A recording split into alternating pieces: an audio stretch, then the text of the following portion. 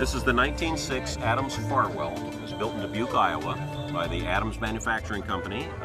Fay Oliver Farwell, chief engineer and supervisor.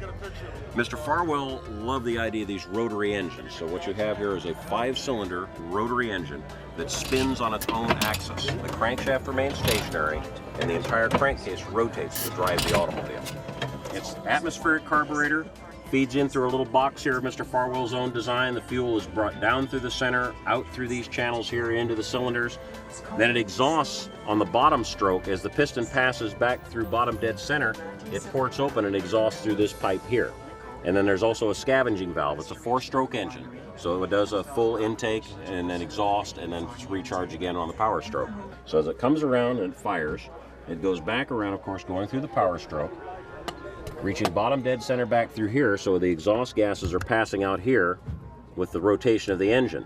The engine comes back around. Now the exhaust valve is opened, coming back up to top dead center again, forcing the last of the exhaust gases out.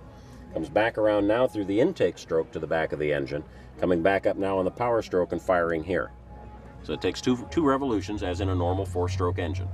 But in order to get that done with a 5-cylinder system, they fire every other time. Fay Oliver Farwell started playing with these in the 1890s, and he saw a motorcycle that was driven with a rotary engine mounted in the rear wheel. Thought that was a unique idea, would provide its own flywheel, provide its own cooling without any extraneous parts to work with.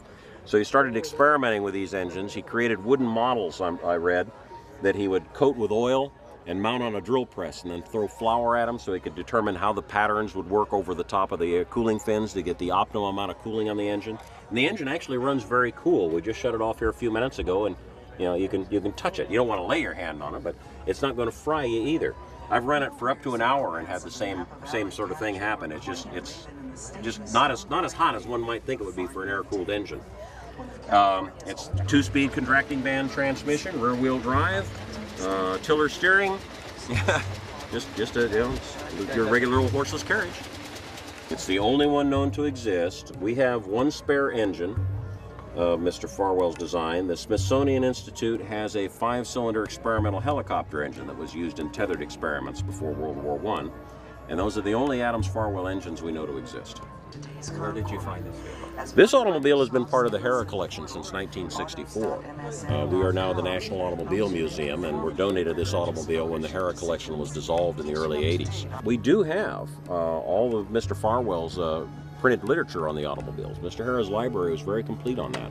So I have copies of the owners and sales literature on the automobile. Some photographs of early Adams-Farwell automobiles I wish had existed, and of course the other models before and after. Pictures of Mr. Farwell and the Adams brothers. They got out of the business about 1913. They decided that they were making more money making machinery and machine parts and that sort of stuff. The second owner of the automobile was actually Fay Oliver Farwell, who purchased it from the original buyer, took it back to Dubuque and made a few modifications. We are told that this automobile was originally delivered with a 3-cylinder rotary. So, if you will, Mr. Farwell took it back home and hot-rodded it a bit by adding the 5-cylinder 50-horse motor.